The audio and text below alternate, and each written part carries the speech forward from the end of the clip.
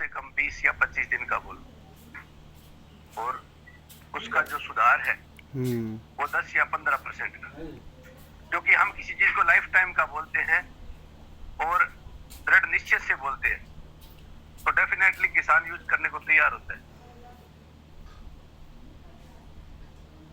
Lump sum क्या करते हैं, 5 दिन में रिजल्ट है, 6 दिन में रिजल्ट है, 7 दिन में रिजल्ट है, तो वो किसान वो 5 दिन तो निकल ही जाते हैं, तो 5 दिन में उसको कोई रिएक्शन नहीं आता, क्योंकि फोलियर स्प्रे होती है, उसका 5 दिन में रिजल्ट आ जाता है।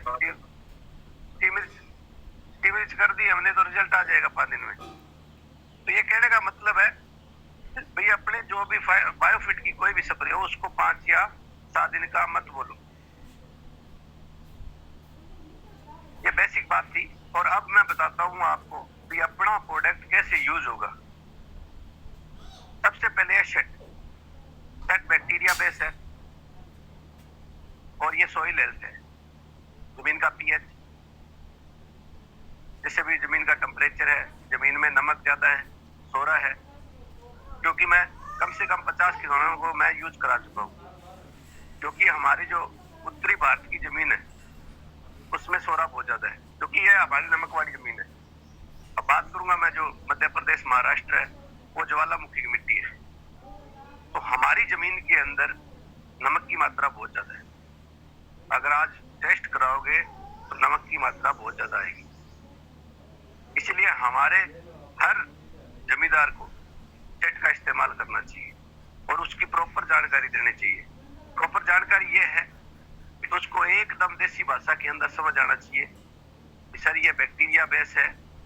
और मान लो जैसे भी आपकी जमीन, अब एक किसान मेरे को बोल रहा था सर शायद इसमें ज्यादा किसान है या नहीं है मेरे को नहीं पता, एक किसान बोल रहा था जैसे मैं पहले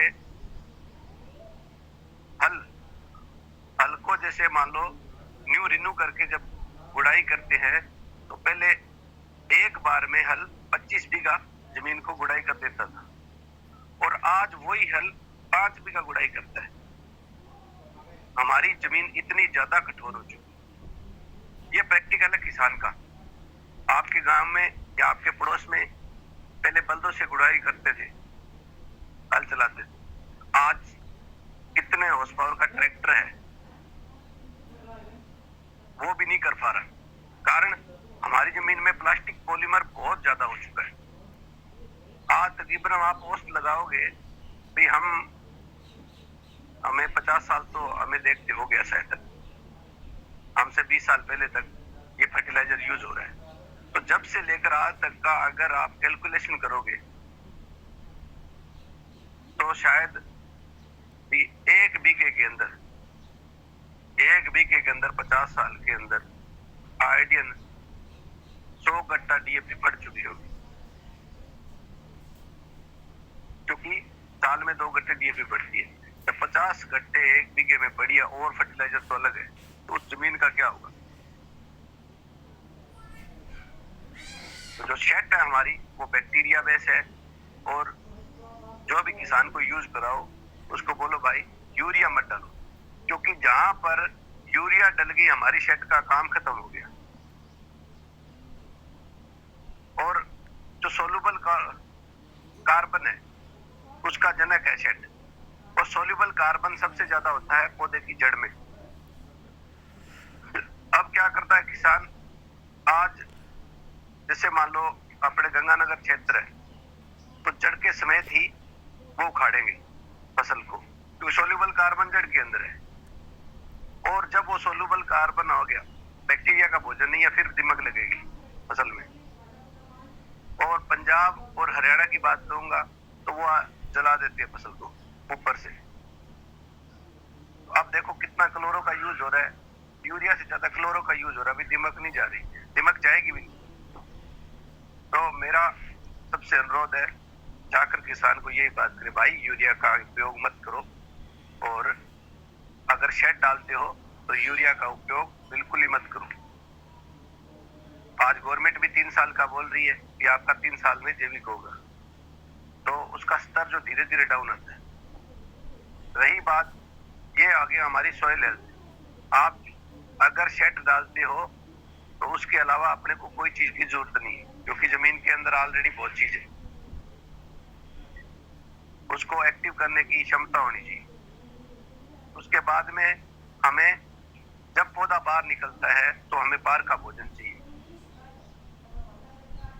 जो स्टीमरिच है उससे हम बीज उपचार कर सकते हैं, ग्रोथ के टाइम में कर सकते हैं, फ्लावरिंग के टाइम में कर सकते हैं और फल फूल के टाइम में कर सकते हैं। स्टीमरिच का काम है वो प्रकाशलेशन पौधे का बढ़ा देती है। जब प्रकाशलेशन बढ़ता है तो ऑटोमेटिक ही पौधा बहुत बढ़िया ग्रोथ करता है। अब कुछ लोग कहते हैं हम इसको स्टीमरिच का एक ध्यान रखना है, जब फसल पर रोग हो बिना देखे आपने स्टीमरिच का यूज मत नहीं करवाना है, क्योंकि फसल पर रोग जब आता है जब वो फल पे होती है, पहले रोग नहीं आता। कोई भी आप फसल देखोगे, चाहे वो बाग है, चाहे वो नरमा है, चाहे वो गेहूं है, चाहे वो चना है, चाहे सोयाबीन है, जब फसल फ्लावरिंग या फल पे होगी तभी रोग आएगा। उस टाइम एक ही चीज देखनी है भाई, फ्लावरिंग या फल के टाइम में अगर रोग है तो आपने स्टीमरिच का उपयोग नहीं करना है।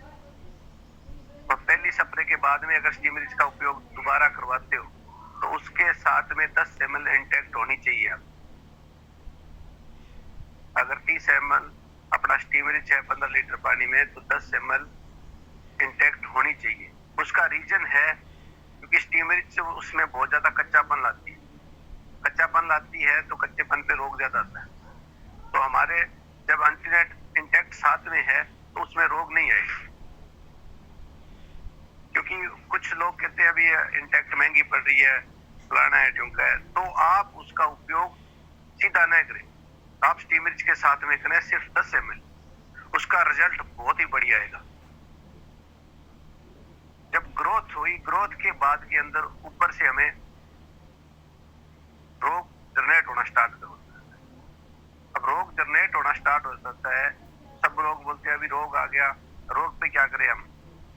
रोग पे इंटेक्ट है। इंटेक्ट क्या करता है? अंडा लार्वे पे काम करता है। जो रस चूसक कीट है उसका अंडा लार्वा है, उस पे काम करता है। क्योंकि हम जब भी, जैसे आपको मैं थोड़ा कॉटन का बता देता हूँ, अभी हमारे कॉटन का सीजन है, कपास का, तो उस टाइम में क्या होगा, अभी हमारे यहाँ का टेम्परेचर बहुत ज्यादा है। जब भी हमने रासायनिक स्प्रे कर दी कोई भी हल्की सी भी, तो हमें 7वें दिन स्प्रे डालनी पड़ेगी। कारण वो अंदर से इतनी ज्यादा हीट छोड़ता है जो हमारा रासायनिक है, और अंडा लार्वा जो डेड है वो भी एक्टिव हो जाता है।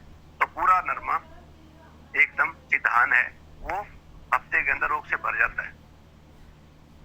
रोग से इसलिए भर जाता है क्योंकि उसको जो अंडे को टेम्परेचर चाहिए पूरा एक्टिव हो जाता है। तो उससे जो उड़ने वाला कीट तो रासायनिक से मर जाता है, लेकिन जो अंडा लार्वा है वो वापस तैयार हो जाता है। तो हमारी इंटेक्ट का जो काम है वो अंडा लार्वा है उसका टेम्परेचर को डाउन कर देते हैं। आप कभी भी देखिएगा, आप सब्जी पे या कॉटन पे, धान पे रोग आने से पहले कर दी, जिस फसल के अंदर 5 स्प्रे हो रही है वो 2 से ही बेहतर रहेगी, 2 स्प्रे से भी बेहतर रहेगी। कारण हम क्या करते हैं, जब रोग आ जाता है, क्योंकि रोग आने के बाद में तो रासायनिक ही काम नहीं करता, और उस चीज को किसान है वो नजरअंदाज क्यों करता है? क्योंकि वो रासायनिक पर सेट है। उससे रासायनिक से रिजल्ट ना भी आए तो उसको कोई दिक्कत नहीं, क्योंकि उसका दिमाग पूरी तरह से उस पर सेट है। और अपनी जो चीज है उस पे वो अभी तक सेट नहीं है, उसके दिमाग में ऐसे अभी जैविक है, ये नहीं है, वो लाना नहीं होगा। क्योंकि अभी मैंने एक प्रैक्टिकल किया था, सब्जी थी 25 बीघा में, तो मैं प्रॉपर उस पे ट्रीटमेंट चल रहा था और हमने रोग आने से पहले ही उस पे इंटेक्ट की स्प्रे करवाई। आज उसके कंपैरिजन में 10 बीघा सब्जी पूरी खराब रहो और वो 25 बीघा एकदम सेट है। मैं नाम बताऊंगा, मनोहर जी शर्मा 3 LC से। आप उनकी सब्जी देखोगे जैविक है और एकदम टॉप क्लास है, क्योंकि आज उसको दूसरा साल है। अगर उसको सही प्रॉपर तरीके से ना करवाते तो ये इतनी अच्छी चीज भी हमारी बेकार। इंटेक्ट की कोई भी स्प्रे करवाओ तो रोग आने से पहले, रोग आने के बाद में कोई भी किसान है उसको बोलो भाई कोई रासायनिक कर लेते, चाहे बाग है, चाहे वो धान है, चाहे गन्ना है। उसके बाद में आता है रेपअप और फंगस। फंगस सबसे ज्यादा आज फंगस का उपयोग हो रहा है, सॉरी फंगस का अटैक हो रहा है।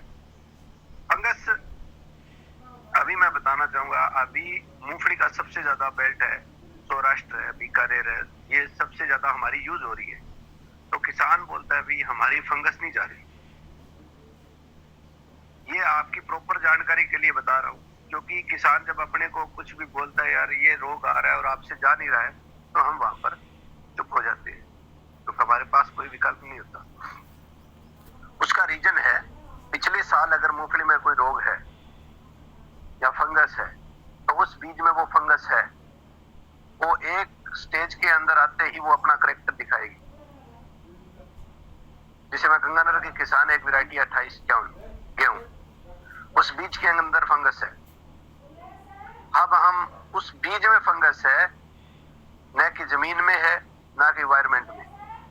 आज मान लो जिस बीज में रोग है, वो एक अवस्था में आते ही वो रोग जनरेट हो गई होगा। आज 20 वैरायटी है गेहूं की, लेकिन किसी में रोग नहीं आएगा, 28 में रोग हो जाएगा, क्योंकि फंगस आएगी। फंगस उस बीज में है। अब मूंगफली में फंगस आएगी तो फंगस उस बीज में है,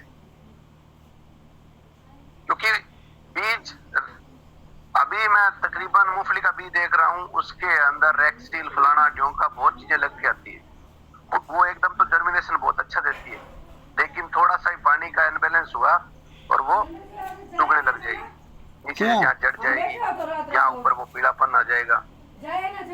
तो वो किसान को उन चीजों से कोई मतलब नहीं है कि हम, मेरा जो मुख्य कारण कहाँ से है खराब होने का, उसने तो हमारा रिजल्ट देखना है। तो ये प्रॉपर जानकारी देना भाई, आपका जो बीज है वो फंगस वाला है और एक स्टेज तक ये फंगस रोक सकती है, और आने वाले धीरे धीरे समय में ये रोग खत्म हो जाएगा। क्योंकि अगर रोग खत्म होता तो रासायनिक से खत्म होता तो रोग बढ़ ही रहा है, घट तो रहा ही नहीं। अब आप किन्नू की बात करते हैं, आप आज गंगानगर बेल्ट और अबोहर बेल्ट के अंदर पूरे भारत में से यही किन्नू है।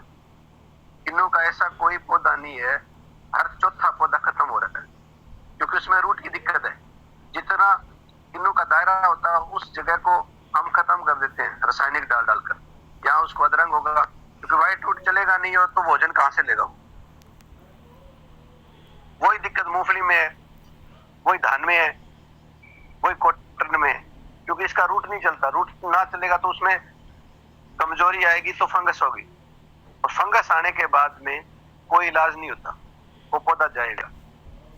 तो इसका प्रॉपर इलाज पहले ही होता है। आपको पता है इस वैरायटी में फंगस आती है तो उसको रेपअप से ट्रीट कराएं, न कि स्टीमरी से ट्रीट कराएं। आपको ये जानकारी होनी चाहिए। आपने अगर फंगस वाली फसल के अंदर स्टीमरी डाल दी उसमें ज्यादा फंगस आ जाएगी। आपको ये प्रॉपर जानकारी होनी चाहिए भाई, आज मूंगफली है और जैसे मान लो ये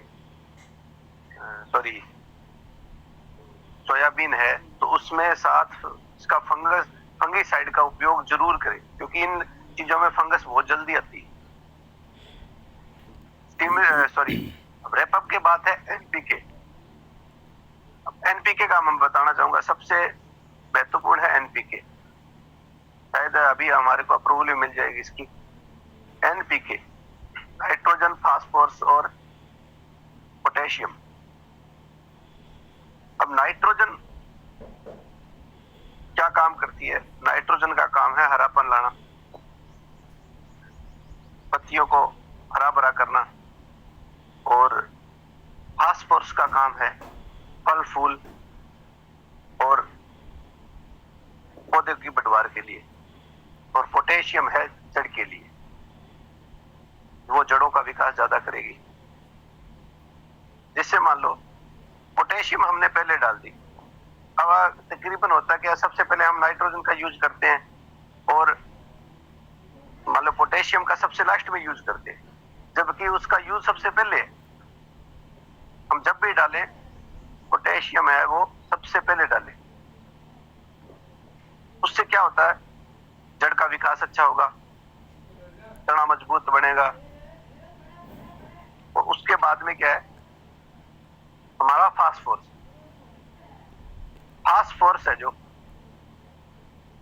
उसका काम है, अभी जैसे मान लो हम पोटास देते हैं या जिंक देते हैं, सल्फर देते हैं, कुछ भी देते हैं, उसकी जगह आप, जिनको नहीं समझ आ रहा है, वो पी यानी फास्फोरस। फास्फोरस का काम फल को अच्छा बनाएगा, फ्लावरिंग अच्छी लाएगा और ये पौधे को ड्रॉप भी नहीं होगा। और फास्फोरस की जो कमी है, उस अगर फास्फोरस की कमी आ रही तो वो पत्ता पीला होकर वो ड्रॉप होता जाएगा। पत्ता देखना अभी अमूमन जैसे कॉटन का है, वो पत्ता पीला होना स्टार्ट हो जाए, पूरा पौधा पीला नहीं होगा, उसमें 10-12 पत्ते पीले हो जाएंगे या 5-7 पत्ते पीले होने स्टार्ट हो जाएंगे, तो उसमें फास्फोरस की कमी है। तो उस टाइम में हम एनपीके का पी दे सकते हैं। वो आपसे नीचे दो चाहे उसको स्प्रे से दो। और नाइट्रोजन, एनपीके, एनपीके हमारी तकरीबन फसल जो पीलापन आता है वो नाइट्रोजन की कमी से आता है। नाइट्रोजन बहुत जरूरी है। तो आप पौधे को चाहे आप ड्रिप से दो, क्योंकि नाइट्रोजन 3 बार देनी जरूरी है। हम उसको किसान को एक बार में ही बोल देते भी आपने एक बार कर ली, उसके बाद जरूरत नहीं पड़ेगी। उसको पटवार के टाइम भी देनी पड़ेगी और आपने जड़ में भी देनी पड़ेगी और फ्लावरिंग पे देनी पड़ेगी। ये हमारे पास पूरे का पूरा ये जैविक है। अब उसके बाद के अंदर अगर प्रॉपर हमारा ट्रीटमेंट रहा तो हमारा अमूमन, आप जब किसान को एक बात क्लियर कट बोल सकते हो, हमारे प्रोडक्ट सारे यूज करने के बाद आप प्रोडक्शन जैसे आपका 20 क्विंटल आ रहा है या 10 क्विंटल आ रहा है तो 3 क्विंटल अपनी डायरी पे फालतू लिख लीजिए। और ये एक किसान नहीं है, मेरे पास 100 किसान है जिनका प्रोडक्शन 2.5 से 3 क्विंटल फालतू निकला ही निकला है, हर किसान का। मेरी टीम में तकरीबन 20 लोग हैं और सारे के सारे जो एग्रीकल्चर से ही है। आज उनके पास एक किसान का इश्यू नहीं है भी हमें ये दिक्कत आ रही है इस प्रोडक्ट से या इस स्टेज में, वो पूरे के पूरे लमसम जैविक पे आ चुके हैं। अब मेरी गांव की बात करूं तो 7 किसान जैविक है अभी, और आज अपने आप को खेत को जैविक करने से भी आदमी कतरा रहा है। तो 7 किसान की एवरेज बहुत है गांव के अंदर। और पूर्ण, अभी मैं बात करूंगा सबसे जो महंगी क्रॉप है, आप कोई कहता जी हमारी फसल बहुत महंगी है, फलाना है, ढूंढ है, तो महंगी फसल में मैं बताऊं आपको भाई पान, चंदन और अफीम, इन 3 चीज पे हमारे राजेश जी शर्मा नीमच से, तो अफीम से महंगी शायद फसल नहीं होगी, क्योंकि एक आधा अपना जो आधा बीघा है, आधा बीघा से कम जगह है, उसको एक पट्टा बोलते हैं। गंगानगर के एक आधे बीघे से भी कम होती है जगह, उसको एक पट्टा बोलते हैं। और एक पट्टे के अंदर जब 12 या 13 लाख की अफीम निकलती है, वो लीगल या अनलीगल, तो आप बताइए उसके अंदर जो किसान यूज कर रहा है, तो वैसे तो कर नहीं रहा। तो हम अभी तो बहुत कुछ आज इस ग्रुप में डालेंगे, क्योंकि मेरे पास जो पुरानी वीडियोस अफीम की, चंदन की, पान की, और अब तो चाय पे भी हो रही है। तो हमारे जो फसलें हैं वो गंगानगर क्षेत्र की और एमपी की, और गंगानगर और एमपी की हमारी टीम है, क्योंकि दलहन फसल के अंदर सबसे ज्यादा रिजल्ट आता है। एमपी में दलहन ही है, क्योंकि 2.5 फुट से ऊपर फसल ज्यादा नहीं होती एमपी में, सरसों को छोड़कर। तो किसान भाइयों और जो भी हमारे यहाँ के एग्रीकल्चर के डिपार्टमेंट की है, उनके साथ एक एक मीटिंग करें और उनको जैविक की ओर लेके आए और यूरिया का प्रभाव बताएं भी क्या है। उसके बाद में हमारे प्रोडक्ट प्रॉपर रूप से यूज करेंगे लोग, और हम जब तक हमारी चीज को प्रमोट करते रहेंगे और अगले का दुष्प्रभाव नहीं बताएंगे तो वो जागरूक नहीं होगा किसान। उसके पास जो चीज है उसका फायदा छोड़कर उसका नुकसान बताइए और धीरे धीरे अपनी जो बायोफिट है उसको आगे लेकर आइए। अब मैं ज्यादा तो नहीं बोलना चाहूंगा, अब मैं थोड़ा सा हमारे मित्र हैं तो एग्रीकल्चर अफसर एक्सपर्ट है राजेश जी शर्मा, तो उनका मैं विचार लेना चाहूंगा थोड़ा सा भी, शायद आप पहले मिल चुके होंगे। हेलो हेलो जी जी जी अनम्यूट कीजिए अपना।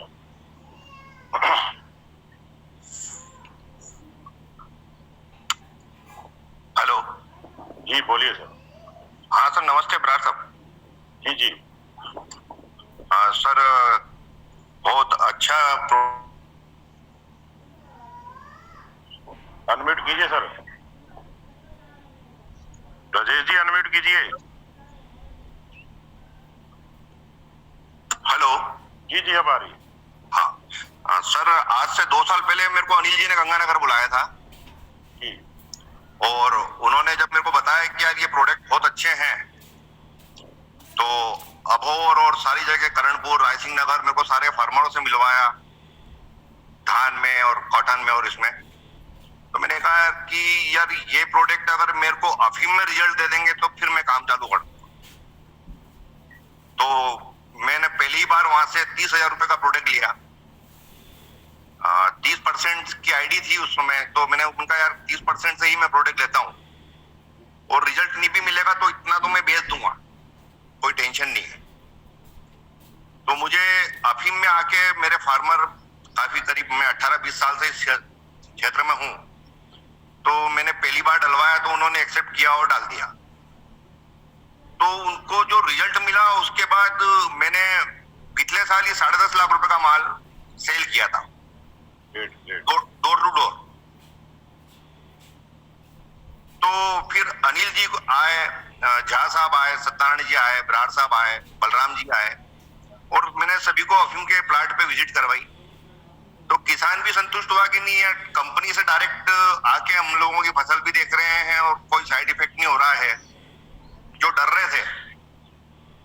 तो वास्तव में उनको रिजल्ट मिला और आज जीरन से जो राधेश्याम जी आज सुबह आपसे बात कर रहे थे अपन सब लोगों से, कल मैं उनके साथ में था, तो पूरा गांव हम लोगों को फर्स्ट में ऐसी निगाह से देख रहा था कि ये बेवकूफ बनाने के लिए आ गए हैं किसानों को। लेकिन आज जो रिस्पेक्ट मिल रहा है हमको उस गांव में, करीब 25-30 हजार लोगों की आबादी है उस गांव की, और जो बूम आया उस गांव में, और आज सारे हमारे वीडियो हैं यहाँ पे, अदर ग्रुप में भी जा रहे हैं, वो उसको बता रहे हैं, और एमपी में देख रहे हैं उसको, महाराष्ट्र में देख रहे हैं, कर्नाटक में देख रहे हैं। तो किसानों को प्रोडक्ट ने रिजल्ट दिया, इसलिए थैंक्स नेट सर। बराड़ साहब आपकी जो क्लास है उससे मैं काफी सीख रहा हूँ।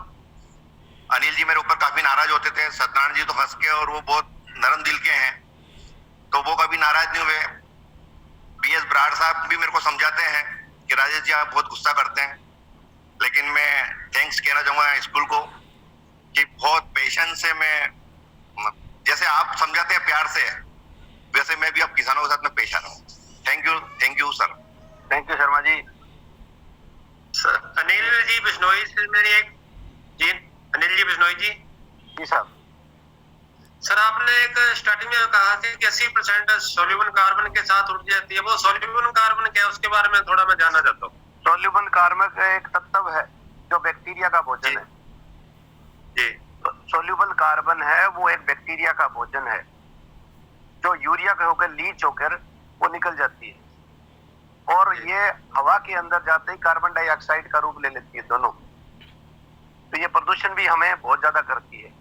ये आज से मान लो राजीव दीक्षित जी ने बहुत पहले हमें अवगत करवाया था, लेकिन उस टाइम में किसी का ध्यान नहीं था, क्योंकि भारतीय जो हमारा आज का कल्चर है उसको ज्यादा चाहिए, अच्छा नहीं चाहिए।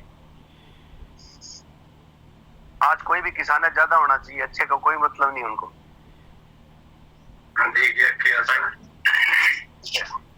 हर किसान बोलता है मुझे ज्यादा चाहिए, अच्छा नहीं चाहिए। अनिल सर, बोलिए बोलिए बोलिए सवरना जी। सर मुझे ये पूछना है कि आपने जो बोले है ना यूरिया पहले 1 किलो डालते थे, तो उसके बाद क्या बोले वो मुझे और समझ में नहीं आया। वो बता रहा हूँ मैं। जब स्टार्ट के अंदर यूरिया आई थी तो गवर्नमेंट का ये अनुमान था भी आपने 1 किलो यूरिया डाला है आज, और उससे हमारा उत्पादन 25 किलो बढ़ा है एवरेज। ये समझ आया आपको? 1 किलो आप भी पहले बार मतलब फर्स्ट टाइम 1970 में। हाँ जी, 1970 की बात कर रहे हैं। 1960 में जब स्टार्ट हुआ तभी 1 किलो यूरिया डाला तो 25 किलो उत्पन्न बढ़ गया, उत्पादन बढ़ गया था।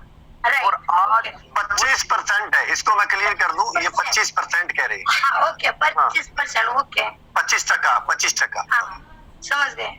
और आज अगर 1 किलो यूरिया डालते हैं तो हमारा उत्पादन 6% बढ़ता है।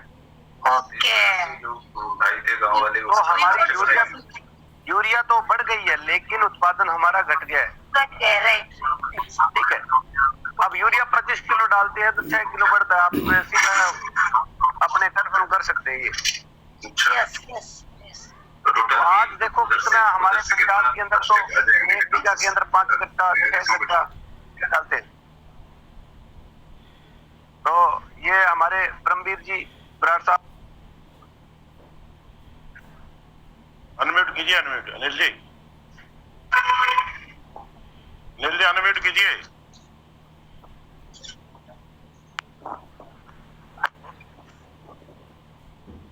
जी अनिल जी बोलिए। मैं बात यही कर रहा था अभी अपना यूरिया है जो 1 बीघे के अंदर 3 कट्टा 4 कट्टा डालने लग गए और उत्पादन हमारा घट रहा है। और कुछ लोग का दिमाग में ये सेट है भाई हमारा प्रोडक्शन है जो फर्टिलाइजर से बढ़ता है। उनको ये पता नहीं है आज की जो वैरायटियां है वो बहुत अच्छी है, उससे उत्पादन हमारा बढ़ रहा है, न कि फर्टिलाइजर से बढ़ रहा है। आप एक मान लो जो फील्ड के अंदर एक छोटी सी बात करनी है, हमारी एक वैरायटी आती है 1482 गेहूं, उसका उत्पादन 11 से 12 क्विंटल टिकेगा। और दूसरी वैरायटी 30 86 28 51, उसका उत्पादन है 15 से 16 क्विंटल।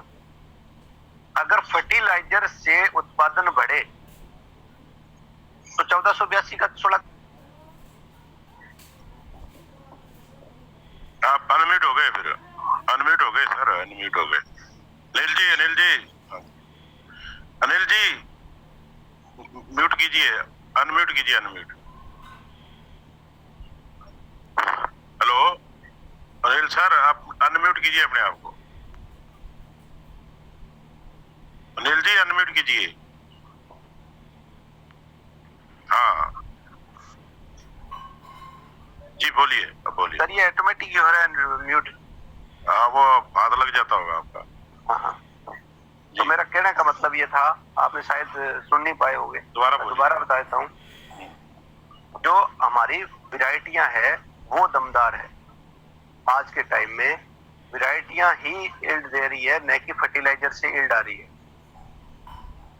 अभी मैं दोबारा बताऊं, 1482 गेहूं है वो 11 से 12 क्विंटल आ रही है एवरेज, और दूसरी गेहूं है वो 16-17 क्विंटल तक पहुंच जाती है। उसका रीजन हमारी वैरायटी है वो यील्ड ज्यादा दे रही है, न कि फर्टिलाइजर से यील्ड ज्यादा दी है। फर्टिलाइजर आए तो 1482 भी 15 क्विंटल निकलनी चाहिए, सरबती गेहूं भी 15 क्विंटल निकलनी चाहिए, जब दूसरी वहीं उसी जगह उसी खेत में निकल रही है। तो ये एकदम क्लियर होता है कि फर्टिलाइजर से उत्पादन नहीं बढ़ रहा, वैरायटियों से उत्पादन ज्यादा आ रहा है। आज मैं आम की वैरायटियां बोलूं तो अभी कोटा के अंदर आम है, वो वैरायटी उसका मैं नाम तो नहीं पता, उसका मान लो 4 आम के पेड़ से भी ज्यादा उसका प्रोडक्शन आ रहा है, छोटे से आम का। तो ये वैरायटियों में पावर है आज, न कि फर्टिलाइजर में। फर्टिलाइजर आपकी जमीन को नुकसान करेगा, आपकी वैरायटी को भी खराब करेगा, आपके एनवायरनमेंट को खराब करेगा, आपके हार्मोन को खराब करेगा। आप जितने आप इसके दुष्प्रभाव किसान को बताओगे उतने कम है उसके अलावा कितने प्रभाव है रासायनिक के, वो आप सपोज ही नहीं कर सकते। आज ये हार्मोन अनबैलेंस हो रहा है, जैसे 10 साल की उम्र में 15 साल की उम्र में भी बाल सफेद आ रहे हैं, किसी के 50 तक भी नहीं आ रहे, तो ये हार्मोन है। तो हार्मोन अनबैलेंस हो गया तो ये पूरा का पूरा आज यूरिया और डीएपी का नुकसान, जैसे फर्टिलाइजर का नुकसान, तो ये मानते हैं किसी को बड़ी बीमारी लगी वो नुकसान है। इसके अलावा जो माइग्रेन है, बीपी है, शुगर है, ये सारे का सारा यही काम है। हमारी विल पावर खत्म हो रही है। तो हम जो काम लगे हैं वो बहुत ही अच्छा और ईश्वर को पसंद आने वाले काम है। तो हमारे दिल को सुकून भी मिलता है हम जो काम करते हैं।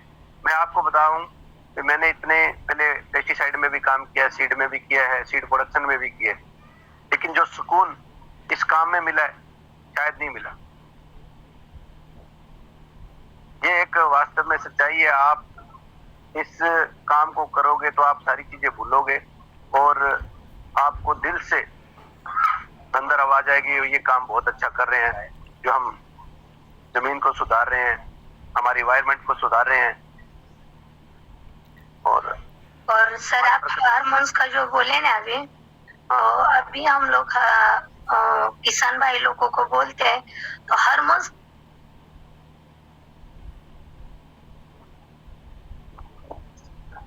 हेलो जी स्वर्णा जी, आवाज नहीं आ रही, आगे बताइए। तो किसान भाई लोगों को हम लोग ये जो कैसा गन्ने के ऊपर अभी किसी ने फोटो बताया, स्क्रीन पे फोटो आ गए है सर, तो ये ऐसे ये महाराष्ट्र में ऐसा होता है गन्ने के ऊपर, आपको पता है? हाँ गन्ने में। तो ये अपना रेपाप काम कर रहा है सर इसके ऊपर। Good great madam, very good, बहुत अच्छी है। क्योंकि महाराष्ट्र में सोलापुर और ये मांजरी डिस्ट्रिक्ट में सबसे ज्यादा अपने प्रोडक्ट यूज हो रहे हैं। हाँ सर वही साइड हो, सोलापुर, लातूर, उस्मानाबाद। अच्छा तो सांगली में बहुत ज्यादा हो रहा है यूज अपना। ओके गन्ना है उधर भी ज्यादा। हाँ सांगली और जयसिंहपुर में बहुत गन्ना है।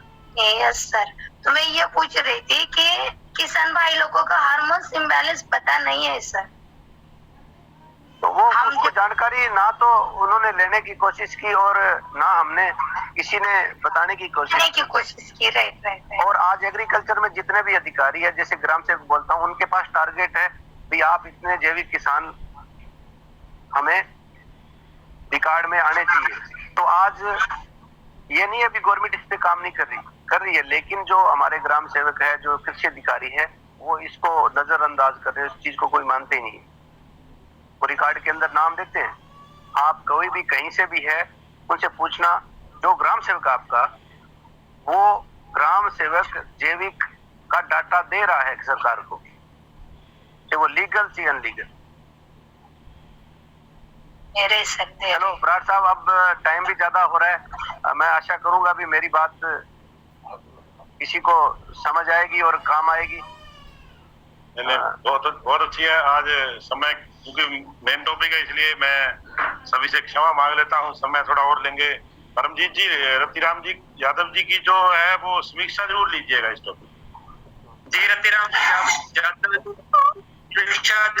बराड़ साहब मैं कुछ शेयर करना चाह रहा था इससे पहले। मैं इसमें थोड़ा सा आपको लास्ट में सुनेंगे, पहले रतिराम जी सुनते हैं। अच्छा टाइम ज्यादा, ठीक है सर, ठीक है सुनेंगे। एलटी स्कूल में सभी को नमस्कार। जी रतिराम जी, सर बहुत बढ़िया जानकारी दी एग्रीकल्चर पे, और ये लीगल जानकारी है कि जो किसानों को पता नहीं। जी और किसान को ज्यादा से ज्यादा बताना हम लोगों का काम है कि जैविक की तरफ लेके चले। और निश्चित तौर पे नेटसर्फ के बायोफिट जो प्रोडक्ट हैं कमाल के हैं, और इनका काम अगर हम सिस्टम से इसका उपयोग करा देते हैं बहुत बेहतरीन रिजल्ट है।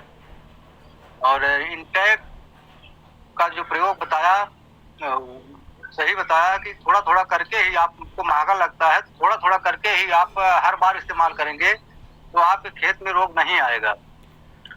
और बहुत अच्छी जानकारी मिली, बहुत बेहतरीन जानकारी मिली। हमारे सभी किसान भाई, चाहे वो गन्ने की खेती करते हो, चाहे गेहूं हो, चाहे नरमा हो, चाहे अफीम हो, हर जगह इसका प्रयोग करने से लाभ मिल रहा है। तो बहुत अच्छा समय है कि हम लोग जैविक खेती को बढ़ावा दें और अच्छे से जो हमारा उत्पादन है वो स्वस्थ हो, अच्छा हो और लोग स्वस्थ रहें।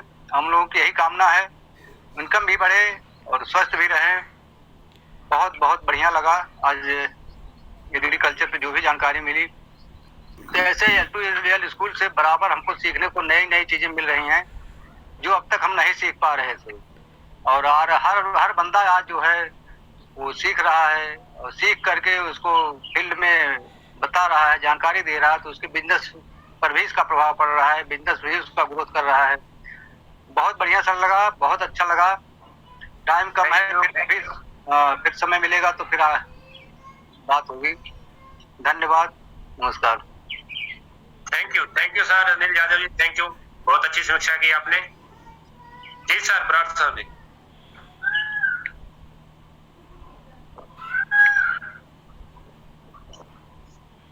जी बुलकरण जी, बराड़ जी। जी सर, मैं सर छोटा सा परमवीर बराड़ जी से इजाजत चाहूंगा, क्योंकि जो क्वेश्चन किसान के रहते हैं वो क्वेश्चन मैं अनिल जी से डायरेक्ट शॉर्ट रूप में कर लेता हूं ताकि सभी को क्लियर हो जाए। क्योंकि हाँ, तो अनिल बिश्नोई जी, मैं छोटे छोटे एक दो क्वेश्चन बोलता हूं, उनका स्टेप बाय स्टेप आप थोड़ा सा जवाब देना, क्योंकि कुछ जानकारी अधूरी रह जाएगी।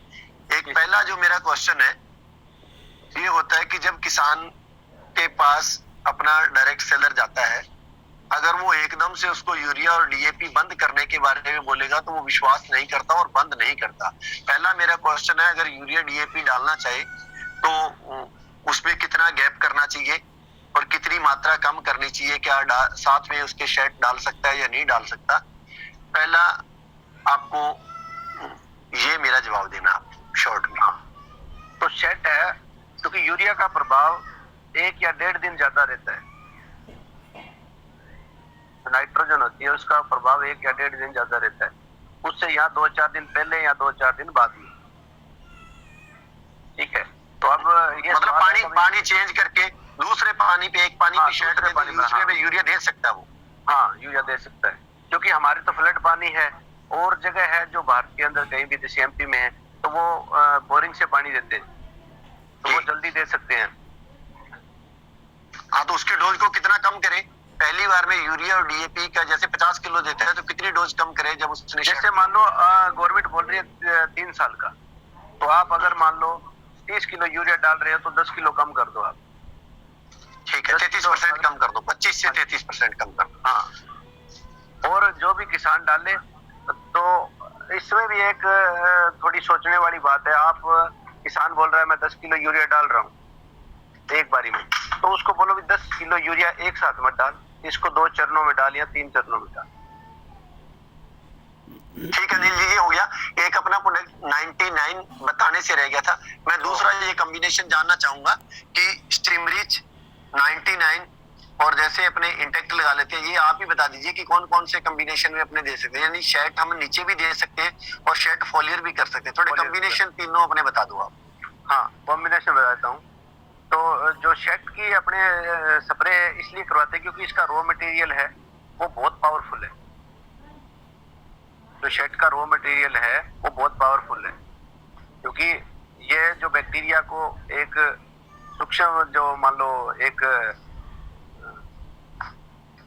इसका मैं एग्जांपल देना चाहूंगा। जैसे मान लो आप ऊपर से स्प्रे कर रहे हो और जमीन गीली है या पानी देने वाला है, तो ये दोनों साइड ही काम करेगी, जमीन पे भी काम करेगी और फूल पत्तों पे भी बहुत ज्यादा काम करेगी। जो बची हुई है वो जमीन पे गिरेगी, यानी नमी हो उस वक्त करें तो दोनों लाभ उस फोलियर के मिल जाएंगे।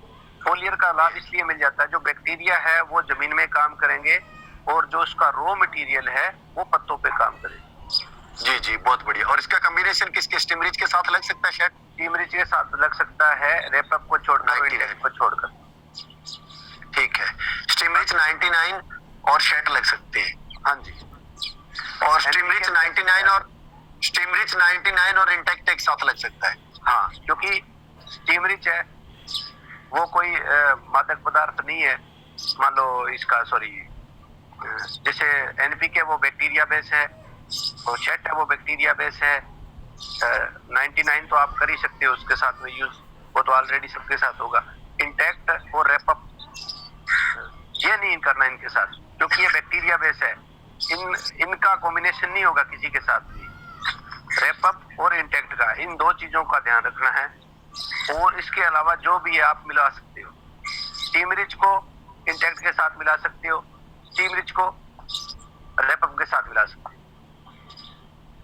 जी बहुत बढ़िया अनिल बिश्नोई जी, आपने बहुत शानदार जानकारी दी। ये थे डॉक्टर अनिल बिश्नोई, और मुझे लगा सभी को लाभ मिलेगा होगा, और सभी को अच्छा लगा तो आप अलग अलग ग्रुप में मैसेज भेज देना। हम नेक्स्ट भी इनकी ट्रेनिंग लेते रहेंगे। Thank you very much. Thank you mister परम बराड़। थैंक यू बराड़ साहब। जी सर, मेरी भी एक गुजारिश है कि समय पर जो जी ओवर टू परमवीर बराड़, मैं वहां पे ही जाना चाहूंगा। जी परमजीत जी पूछना चाह रहे थे, आप पूछना चाहते थे कुछ? सर आप पूछना चाहते थे, आप बोलिए। सर यही पूछना चाहता था कि जो स्टार्टिंग है वो किसान से ही होती है, जो समय समय पर इनकी ट्रेनिंग के लिए इनको इनवाइट करते रहे, हमें अच्छी जानकारी मिलती रहेगी। बहुत ही अच्छी और सटीक जानकारी दी, जो हम कुछ बातों का नहीं पता था। बहुत सी ऐसी बातें थी जो आज आपका कोई सीखने को मिली। तो बाग वाला प्रश्न था, आप पूछ सकते हैं सबसे। बाग वाला मेरा प्रश्न ये था कि जो बाग में जो बाग का पौधा है, जो पीलापन आ रहा है और पौधा सूख रहा है, उसके बारे में लेकर विचार सवाल था मेरे। उसको आप एक मान लो, आप एक बाग का जितनी छाया होती है, बाग का एक गड्ढा जैसे गहराई में 1.5 या 2 फुट का खोदकर उसके अंदर 30 लीटर लस्सी, जो छाछ बोलते हैं, वो डालनी है आपने। 30 लीटर छाछ डालने के बाद जब पानी लगे 20 ml शेट डालनी है। वो पौधा आपको 100% नहीं 110% तैयार होगा ही होगा। इसके अलावा कोई विकल्प नहीं है जो उस पौधे को तैयार कर दे, क्योंकि छाछ है वो फंगीसाइड है, वो बहुत बड़ा फंगीसाइड है। और उसके साथ में जब हमारा जी लस्सी कितनी भी पुरानी हो या ताजा लस्सी हो, इसमें उसमें चाहे पुरानी डालो चाहे ताजा डालो, हमने तो उसके अंदर डालनी है। और डालने के बाद में उसके मिट्टी से भर देना है उसको। ठीक है जी।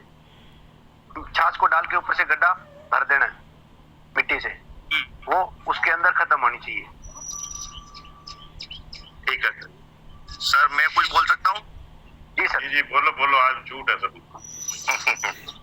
सर बायो 99 के बारे में एक जानकारी देना चाह रहा हूँ सर।